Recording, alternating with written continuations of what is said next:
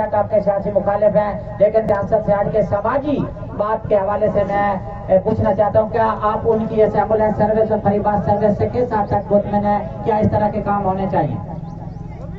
بسم اللہ الرحمن الرحیم۔ دیکھیں جی، نذر عباس خان صاحب جو ہیں وہ احمد پور سیال کی دھرتی کی رہائشی ہیں۔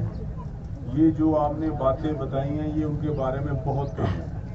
وہ اس کے علاوہ بھی یہ کورونا میں ان کی خدمات دیکھ لیں، اس کے علاوہ غریبوں کے جن کے گھروں میں راشن نہیں ہوتا ان کی وہ خدمات دیکھ لیں۔ وہ بڑے خدا ترس آدمی ہیں۔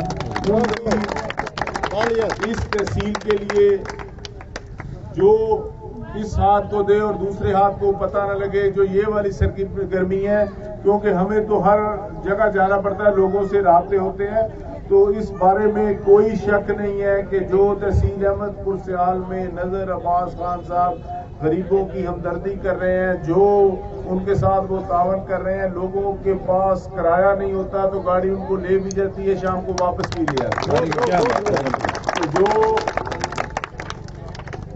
اب ایک صحت کارڈ کی وجہ سے سہولت بہت عام ہو گئی ہے، ہر آدمی اچھے ہاسپٹل میں جا سکتا ہے، تو وہ سہولت تبھی اس سے فائدہ اٹھا سکتا ہے جب مریض ادھر ملتان یا لاہور پہنچے گا۔ تو اس میں جو ان کی ambulance service, free ambulance service کی جو ان کو سہولت ہے وہ بھی ایک اپنی مثال ہے، اور ہیلتھ کارڈ کی وہ سہولت تبھی اٹھا سکتے ہیں جب وہاں پر پہنچیں گے۔